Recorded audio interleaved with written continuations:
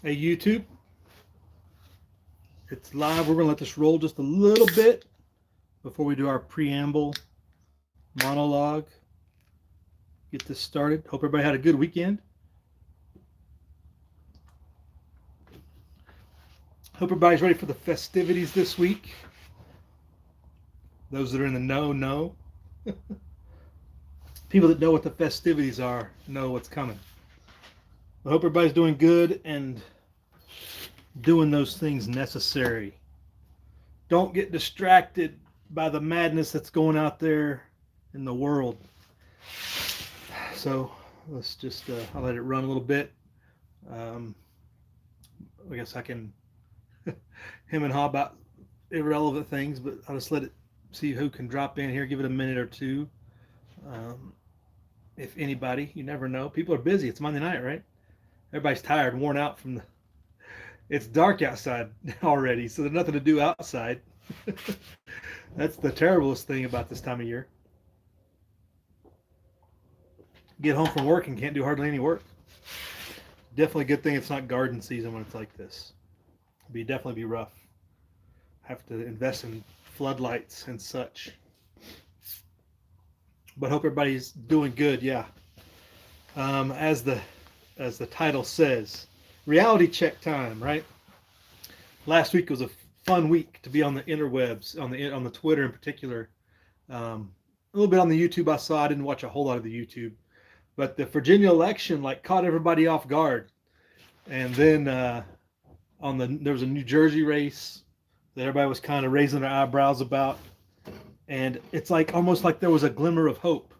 It's like, do you dare give yourself hope that these elections are gonna do anything? You know, um, and I think everybody's in the know. I don't think I have to run down the Virginia governor election, lieutenant governor election, uh, attorney general, I think it was, or secretary of state. This total domination in Virginia of the upper offices of the Republicans, which is our first problem. Not that they're necessarily establishment Republicans, but maybe they are, right? I don't know. I'm not in Virginia. I watched a live stream of some fellas. Is it Gorilla Guns? What's his name? Silverback. What's his channel name? I can't remember his. I can't remember his channel, but he's in Virginia.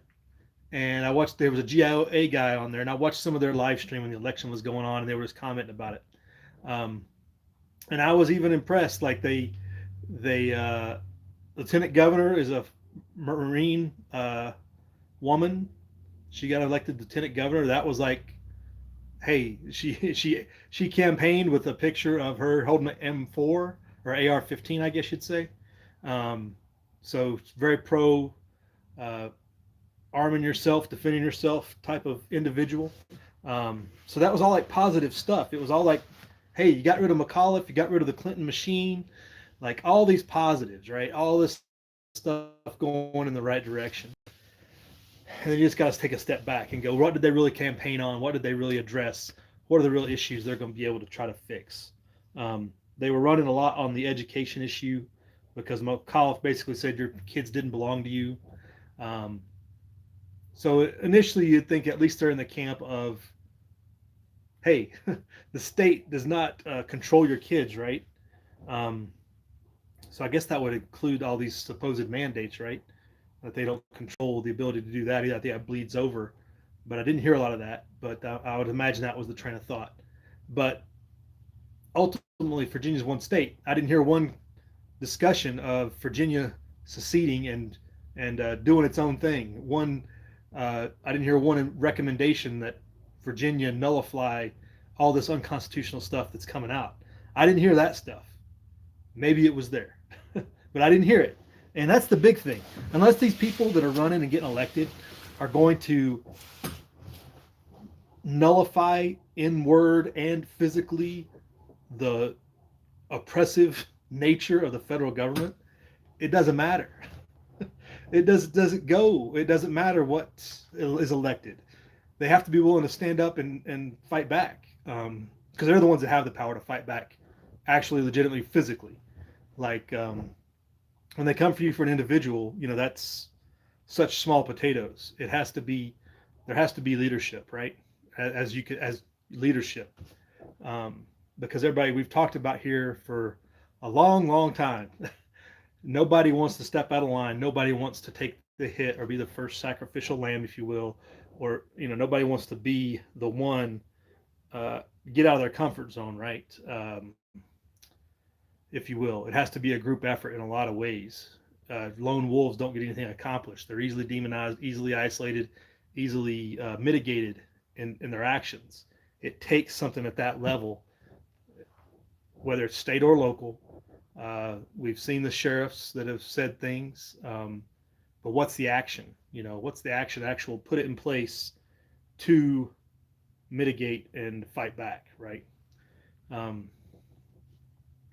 Hey, haven't really seen it, and I just think that on this Virginia situation and some of these other elections, it's like spinning your wheels if you're getting all ramped up, and you definitely can't just let it ride, right? There has to be follow-on effort, but there has to be legitimate physical pushback, like legitimately moving feds out of your states, out of your zone, out of your areas, out of their what they consider their responsibilities, out removing them from their duties in your area to get anything accomplished in real tangible terms.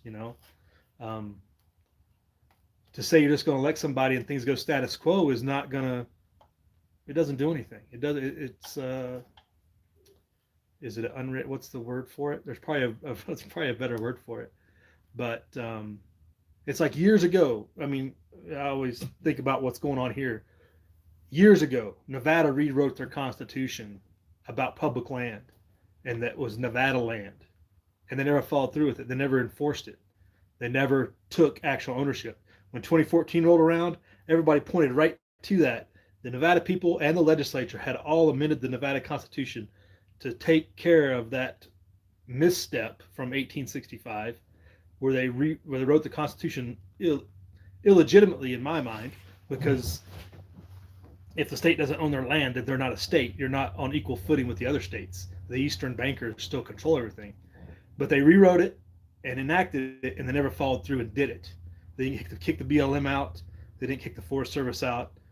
And still things are status quo to this day. So it's a lot of talk and less action.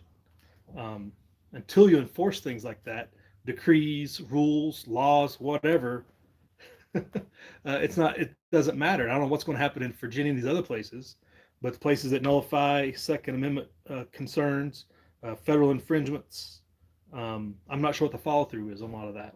A lot of states have done things like that.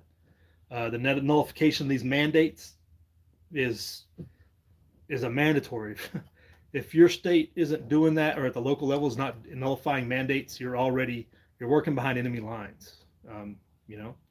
At least you're barely treading water, if nothing else. So this Virginia thing has got a lot of people happy, and it made a lot of people, I don't know, looking forward. And the thing is, it builds everybody, amps everybody up for the next election, right? Yay, team! Not worried about the impending disaster that's occurring around us at the moment, at the time, as the trillion-plus bill money spending spree continues, and illegitimate commissars send out their enforcers to do these federal mandates and to push forward this infrastructure bill. It's just madness, right? And everybody's going to gobble up the money because everybody thinks that they need it, right? Not understanding that resisting the funding is the core of the fight. As long as your state's bought off and your localities are bought off and your government agencies are bought off with all this money and enacting it, again, you're not doing anything but pushing the can down the road. That's the fight back. As long as the feds are funding things, they have control. That's everything from education to environmental to transportation, all of it, right? All that stuff controls the states. So that's where you are, and that includes Texas. Texas is a lot of people see as being this perceived leader in the secession movement, but until they start sending federal funds back the way they came, they're not going to have the will to secede, right? Uh, there's a lot of things that have to go in behind that, but that's, that was my rant. I wanted to rant because I commented on I think it was Guns Coast to Coast video about that I was letting them have their victory lap, and that I was going to save my black pill for later. Um, and Rob Painless commented on it and said, "Throw it out there." I was like, I give it a week. I'll give it a week and uh, throw it out there. So I've been stewing on it all week, pretty much. But the results of the last week speak for themselves, right? Nothing has changed. Everything's still moving forward. You have these, um, what could be the best word? The Department of Transportation guy, there's a Department of Commerce. What is the mayor from Indiana? I don't even want to say his last name. I call him James Taggart. I named him on Twitter. He is the epitome of what James Taggart was in the book Atlas Shrugged, Dagny Taggart's brother. He is the epitome of what that character embodied in form and function in every way, just a total wasteless use of oxygen. And he's out there touting up this transportation and infrastructure bill. It's like, you are so worthless. You haven't seen the ball since kickoff. You don't know what you're talking about, and completely incompetent, right? He today said something in his speech about if kids are leaving an inner city to go to the beach and their bus is too tall to get through a high clearance bridge or a low clearance bridge, racism caused that bus to be built a certain way. And while they're on that bus, it just was totally like, to have these thoughts, you just totally have no concept of reality or of logic, right? And it's like they're just pushing to see how much ridiculousness they can get away with. And as long as people will follow them, the 20, 30, 40% or whatever, they're going. It's just like you can easily refute these claims, and nobody's calling them out about it, in the press conference, right? Nobody's legitimately questioning these statements, because half the time they don't even take questions. The illegitimacy is on its front. It's like they're pushing. It's like every little thing that's happened in the last 6 months to a year even has been pushing to wait to see who will push back and use that to isolate their opponents and their enemies. They're waiting for somebody to really flip the switch, click off safe on them, and then they'll have an excuse to drop the police state hammer. That's what they really want. They want somebody to react in a negative way. You've had all these, I don't want to use the keyword because I don't believe it's that exactly. You have these staged events to try to motivate people to lash out. You had these people pulling up behind the Supreme Court building, supposed calling in threats and stuff. All this stuff is so apparent on their face as being false, just as the January 6th thing was, right? And that whole thing. And they're just keeping people strung along on that thing to wait for somebody to lash out in a way so they can, well, they got to justify bringing out the hammer as much as possible. And so many of the things as they do illegitimately are meant to and designed to do that.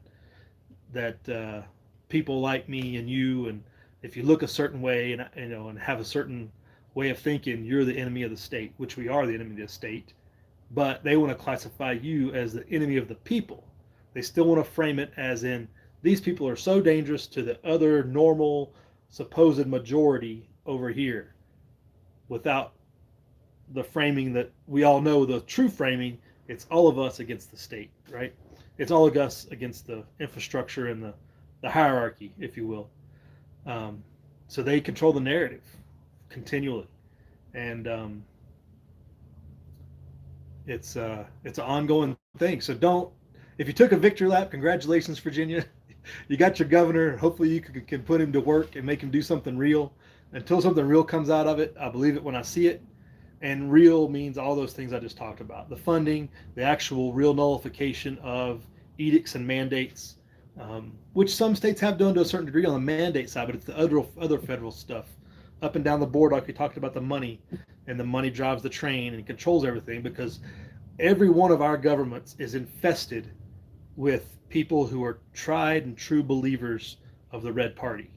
Legitimately, they want to control everybody and keep everybody safe from death till they part, and they have the blinders of that is what government is supposed to do, and they haven't seen the ball since kickoff on any type of liberty or freedom mindset. They think freedom is being free of pain and suffering and not free of government. That's their mindset. That's what they've been taught. That's what they've been indoctrinated since we were all kids. And they were raised up in that stream of thought.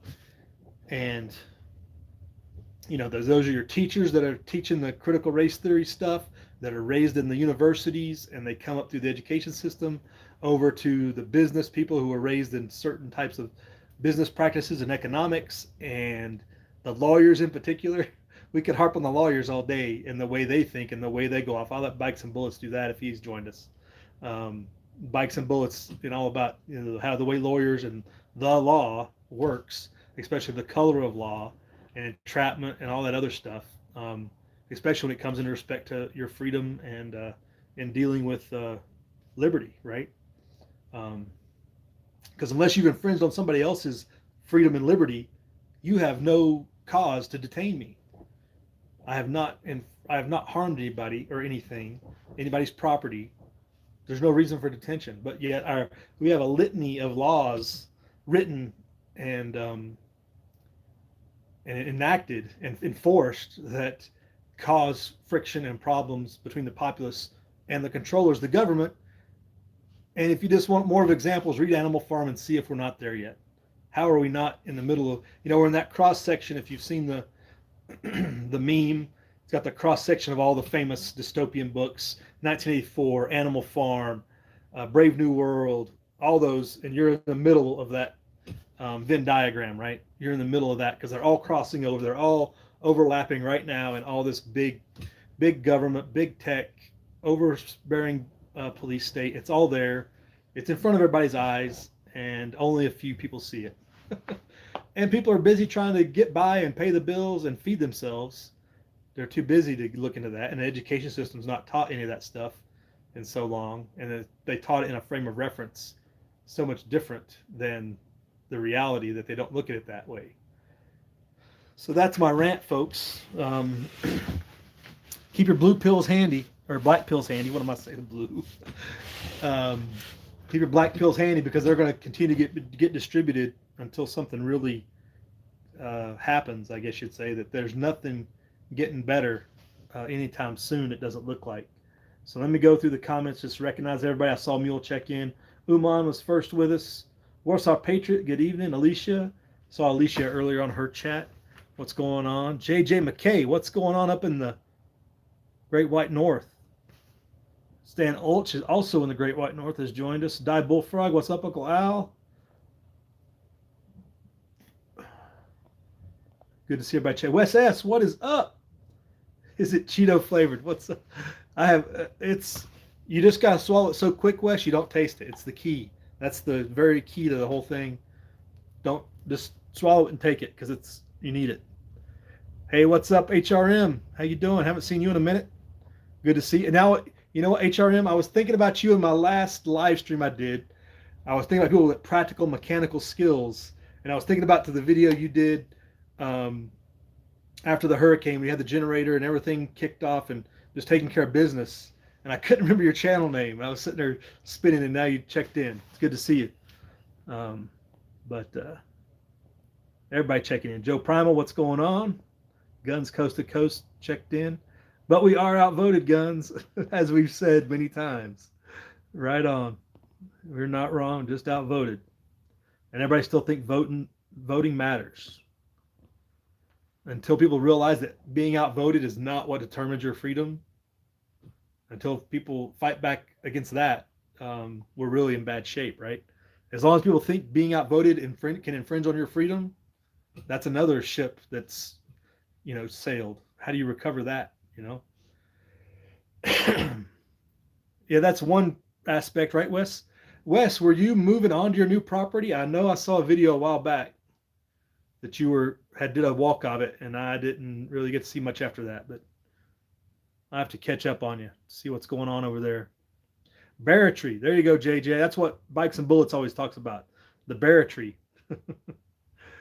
Exactly. Bikes is all over that, and just the lawyers and everything.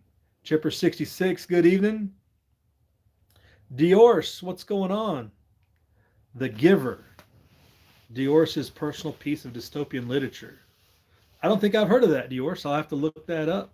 Can I find it on YouTube? Now I might actually have to read that. Lance Corporal checked in. What's going on? One each as well with Saints and Sappers. All right, all the good people are here. That's all that matters. Oh, Lance Corporal Veteran brings up a good question. What do you think of some people taking up and flying the black flag, the American black flag? So that everybody, it's funny because a lot of people have. It's one of those things that's getting marginalized because the meaning of it is that there'll be no quarter if there is actions in assault to be taken. Right, there'll be no quarter given at that point. It goes way back in American history, and there's different venues depending on where you are in the interwebs on social media.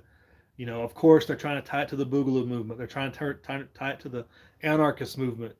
They're doing everything they can to water down the history behind it and the meaning. I know some people are in those movements that did take it up, and some people are on the old historical meaning and American side of it. But I mean, it's just another symbol, just like this flag. I've stuck with this for years. Um, I've been flying one of these for 25 years. Um, it has the meaning and the historical meaning of it, right? And that's what I roll with. But um, anything can be, any symbol can be used if somebody can get the narrative right and try to use it against you. Obviously, it kind of puts a target on you. I have seen a couple of them flying around here on people that fly stuff from the back of their truck. It's been used a lot in tandem with the Biden flags on, let's go Brandon and stuff, which is a whole nother poor Brandon Brown. The guy wins a race and he's never going to get credit for winning his race at Talladega. But I think it's interesting. It's just another one of those people look back in history and find symbols to try to bring that back in that spirit, much like this one, that the powers that be want to mitigate it and marginalize it. So they're going to throw out whatever narrative they can to get people to believe that these things don't mean what we say they mean, right? That they stand for. So they can get the masses, the people that don't pay attention enough to really care, because obviously it looks scary, so it must be scary and bad people, right? Because no normal person would ever fly a flag like that, right? That whatever narrative they throw out there, because these are obviously domestic tourists and not to be trusted, not to be dealt with in civilized society. So yeah, Lance Corporal, that's what I think. It's one way to identify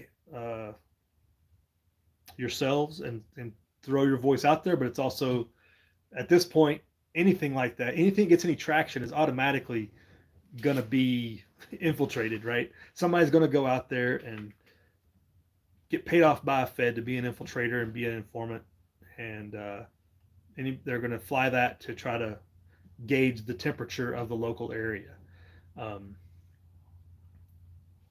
It goes back to they're trying to wait and find someone that trips and responds to all their aggression that they've been pushing. It's like the bully in school who used to twist your arm behind your back and rub your head and throw people in the toilet, throw people in lockers, and then you fight back and the bully's like, oh, what are you doing? I didn't do anything. Like, I didn't hurt you. Like, they push and push, and when you react, then that's when it really goes down, right? And that's what they want. They want that reaction.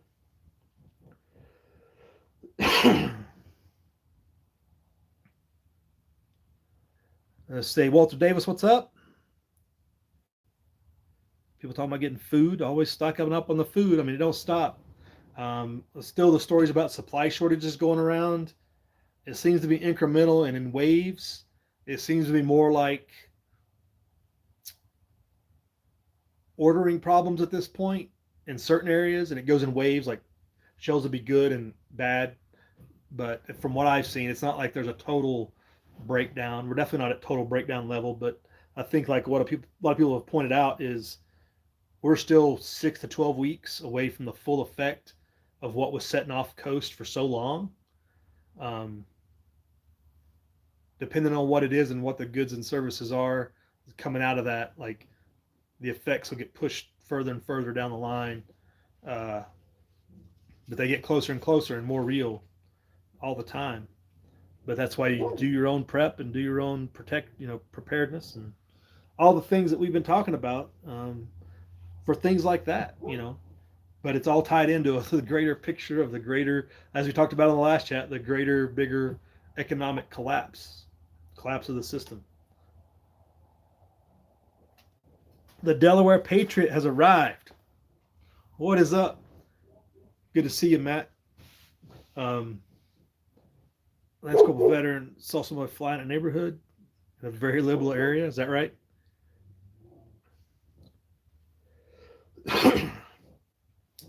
Bomb Donkey. That sounds like a 420 Homestead channel name. Civil War was only 170 years ago, part of recent history. Americans have history amnesia, and in the history of America, that was a long time ago, relatively. World history, it's like yesterday. But in the way Americans perceive things, and technology makes things so immediate that seems like ancient history. Americans think, 1 or 2 generations. They don't think like most of the rest of the world, where centuries are what encompass history, not, if it was 20 years ago, most Americans like, that was a long time ago. It's just a different mindset Americans have. They don't consider the Civil War to be so recent. In the South, it's a lot more recent, and it's treated more recently. I would agree with that it's kept in the front of the mind in a lot of places, not everywhere. But that's why they want to destroy the statues. They want to eliminate that connection. They want to eliminate that train of thought of independence and independent actions, especially at the state level, to fight back. Dior says it's an audiobook version of The Giver is available on YouTube. So everybody go check that out. He says it's a good dystopian fiction. Or maybe now moved into the nonfiction section, like all the other dystopian books have been moved to the nonfiction, right? What time we got here? I am going to limit myself here, not like last time and just ramble for an hour and a half. Symbols are very powerful, Alicia, especially the hardest part with today's symbols is you have to keep them to their original meaning and keep them to their original intent, at least within that, like this flag and the black flag they're talking about. It's hard to fight back against the bigger machine, commenting on and trying to misstrew what this stands for and why you're flying it and why you're keeping it out, right? Just like the American flag, most Americans don't know the symbolism of the different colors and the stripes and everything else. They probably don't even teach that anymore. I mean, we were still getting taught it when I was in elementary school, the meaning of the different parts of the flag, but it all has been watered down over time, right? And if that's what the flag stands for, is what it stands for still there? That's why it's important to know what symbols stand for, because if what it stands for, if it flies over something it no longer represents, then you have problems, right? So that's another thing they don't want you to know. If you don't know what the symbol stands for, then why it's flying is kind of irrelevant to so many people. It just takes on different meaning. And that's with the U.S. flag, with the national flag. It's like those things that it's fly, those colors and those stripes, and does it still have that meaning? And does it apply to the Union in particular? If not, then we got problems.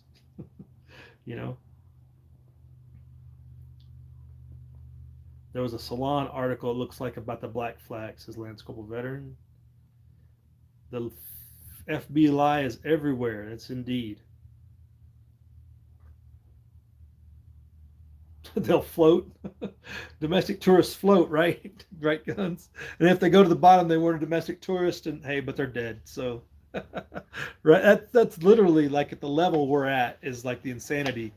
I think somebody commented on the Rittenhouse trial earlier. I was scrolling through, but yeah, I watched it today in particular, and the prosecution is getting decimated, absolutely shredded. Their own witnesses are throwing out exculpatory evidence and exculpatory testimony, and it's just getting ruined. Not that the hours of video that you could compilate together and show the timeline about how this was totally self-defense from the get-go, like we all said, when it all went down, like this is a clear case of self-defense. You might get him on, a carrying charge, or underage, or whatever other local stupid Wisconsin rules they may have, but you're not getting him on murder or even manslaughter. It's self-defense. It's like, especially when you look at number of rounds fired to number of hits. I like to point this out. The number of hits and the rounds fired is just beyond the level of controlled aggression and controlled response. There was no excessive, nothing. I mean, cops fire more rounds when they're supposedly trained professionals, and they're firing at some guy that they pulled over for a speeding ticket. And they just thought, they didn't even see a gun. They just thought a guy was like kind of reaching for his pocket. They feared for their lives, and they fire off a magazine or something.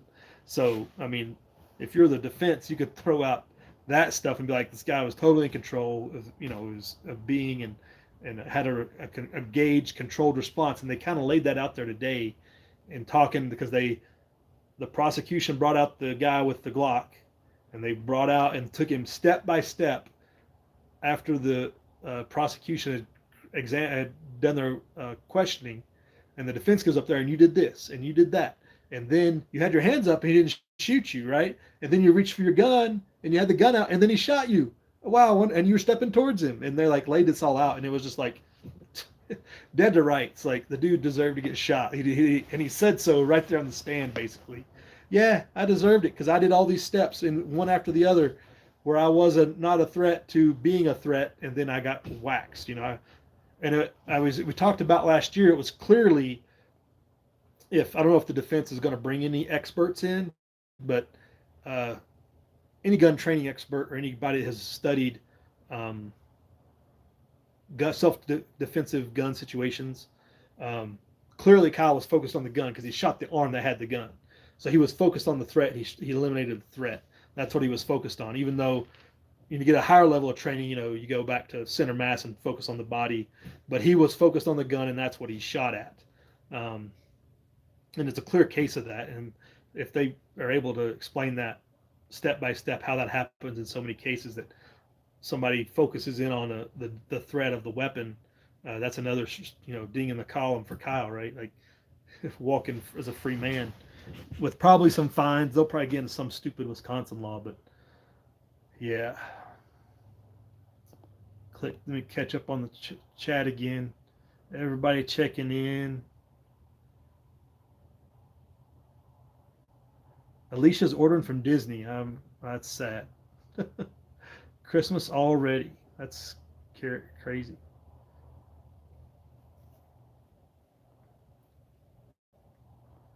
Yeah, Land School veteran, chickens will eat anything. That's a fact. With 8 melons, we got our we still got I'm looking at a pile of melons right here in the garage that we're still feeding to the animals that we've pulled out of the garden. So that's good. I might make it to December with that supplementary feed. I know when I did the video a couple of years ago talking about the pumpkins and the extra melons we pulled out of the garden and having them for supplemental feed through the winter, how long they'd last. And so far, keeping them out of the frost, I think, is the key. Keep them from freezing, keep them from having that kind of damage, frost and freeze damage. Then they last a long time because it's out here in the garage, it's cooler and stuff, so they're doing good. But chickens will eat anything. That's a fact. What's up, Wayne? Ungrateful Peasant has joined us after his, I think you're done touring the country, right? He was doing the Kessel run back and forth across the country there for a while. Delaware's heading to Gettysburg. What's going on at Gettysburg in November? I mean, we're almost close to the birthday. I don't know is there a birthday party up there?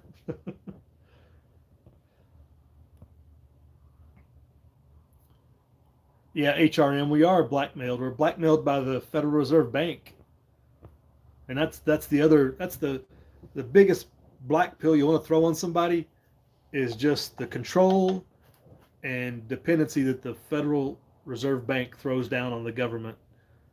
And until somebody is willing to speak out against that and how that needs to be eliminated, they are not addressing the problem.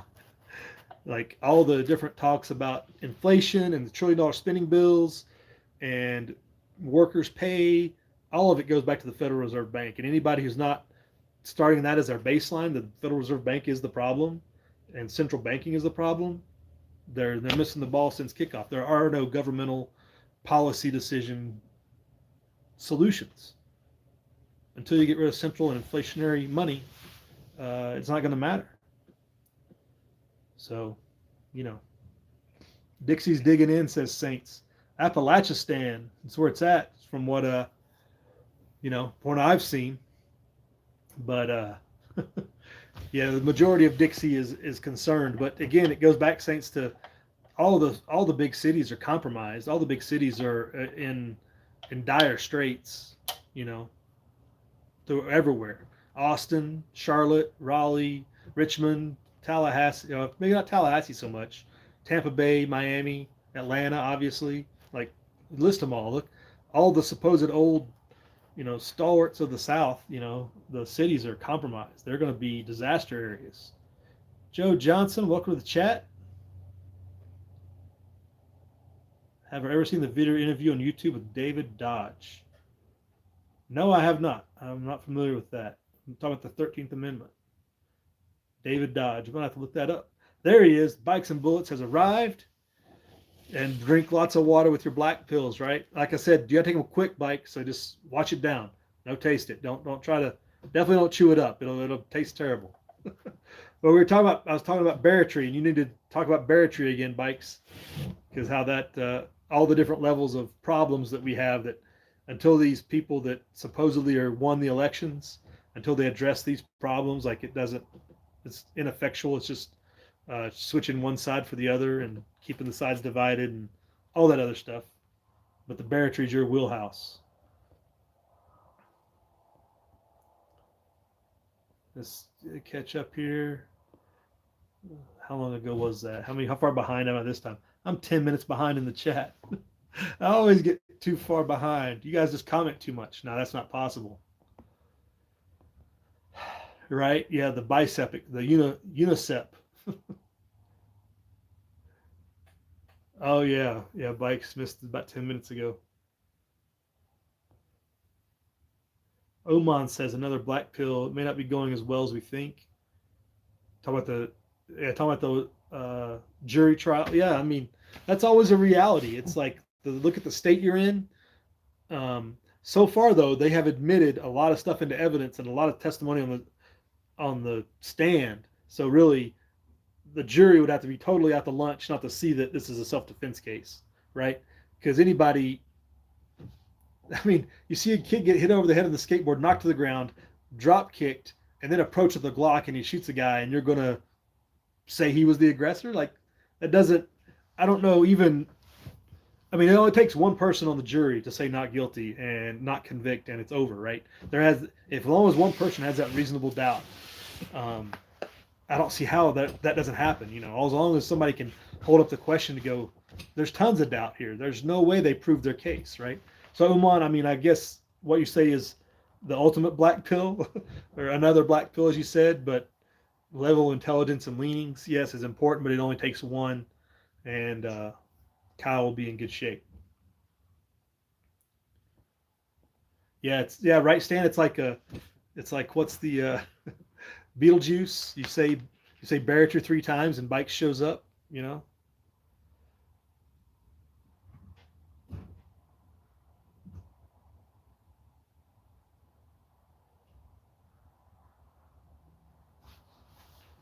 And that's one of the concerns. Guns brings up a good point. It's like they're wanting a not guilty verdict so they can have the riots. It's almost like the prosecution is like trying to get that. Like, we're going to blow this case so everything just falls apart and there's mass chaos again. It's the winter, and in Wisconsin in places is not really great protesting weather in this time of year coming up, especially another week. But I mean, they've talked about it all the way out to Portland and other places. So who knows? But I mean, yeah, Kenosha could see problems again, I guess you'd say.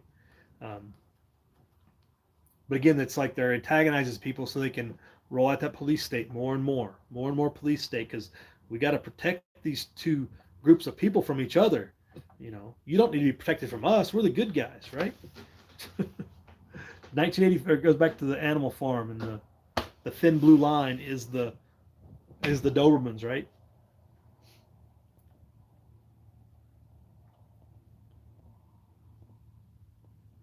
Right, Wayne. It's like, well, you can't have faith in the jury if you don't know them or nothing, you know. Um, but it's like dang,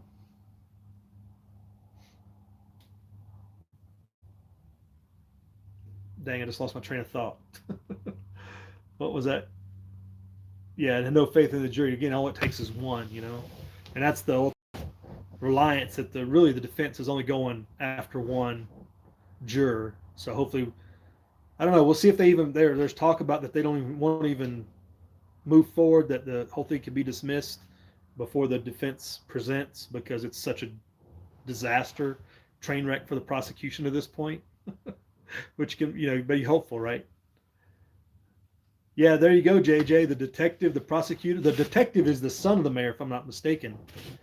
And they kind of caught the detective in a lie today at the end of cross-examining. He's been a detective for like 3 years, I guess. And they asked him. They had a technical name for it.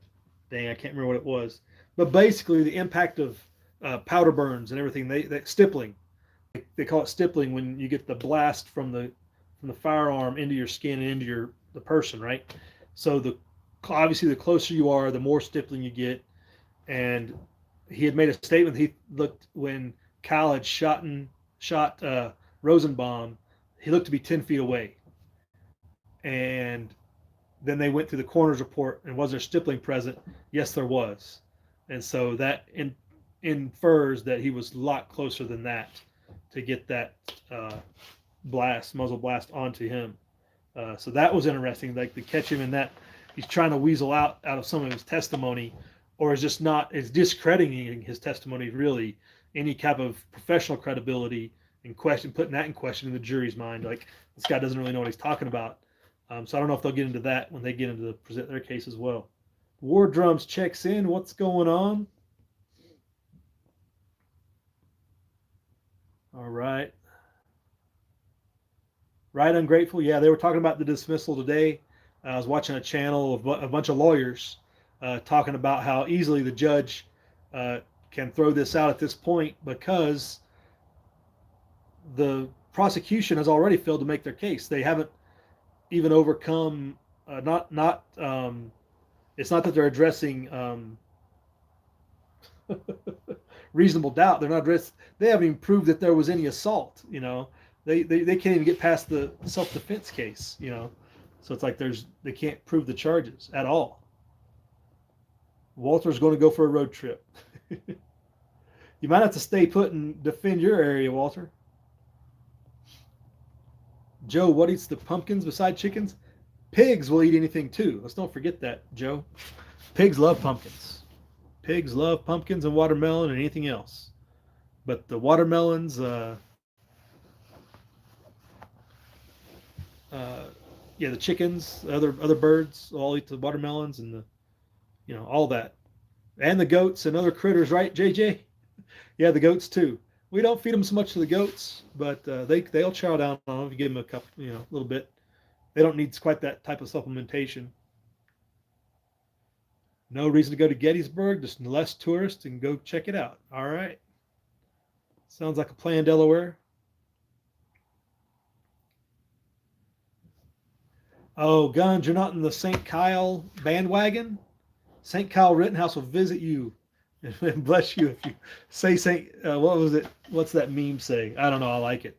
I'm kind of on his bandwagon because he acted with more professionalism than 90% of the people that ever pick up a firearm. I'll tell him that.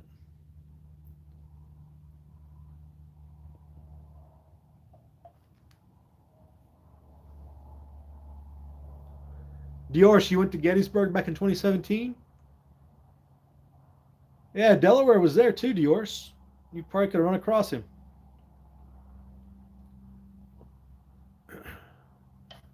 Murders are up, says Guns in Cincinnati, really? Or in that area, I guess, in your area.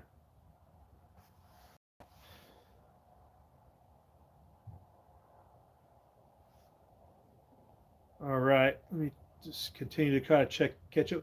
Vborg checked in. I must. Oh. Well, Mule says hi, Vborg. I don't know where did I miss him? There he is. Hey, what's up, Vborg? Checking in with us. Good to see you.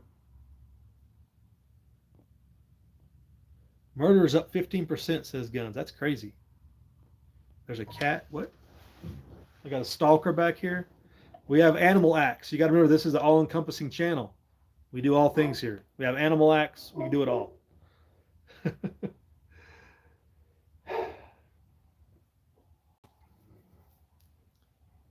All right. Lots of good stuff. Good to see everybody. 45 minutes in. I just wanted to get the rant out at the beginning, get the black pill thoroughly thrown out there after the supposed election victories last week, and just get people thinking critically, not getting on the R team or anything, and not thinking that the politicians are really doing anything if they don't actually do anything, unless there's action behind the words or anything.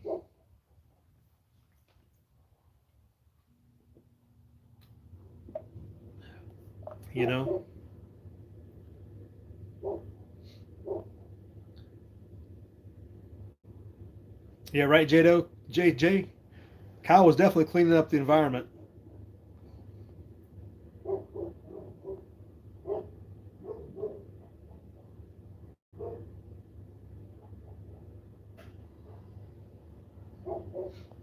Let me catch up here. Okay, I think I caught up.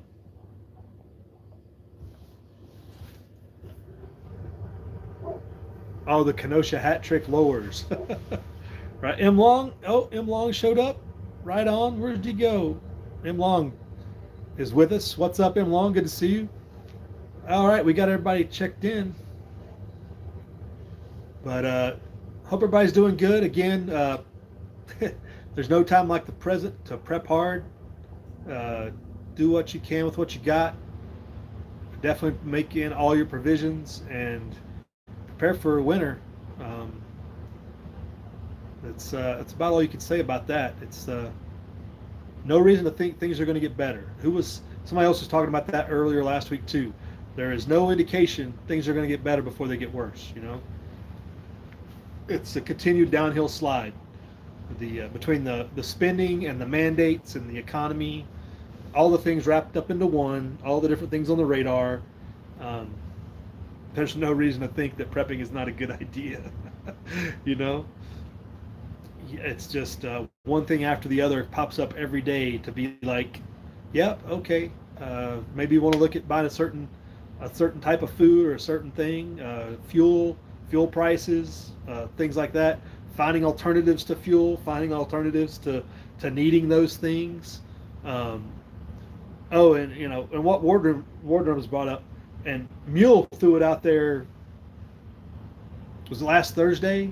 Yeah, it was last Thursday, because they did a Green Dragon last Thursday.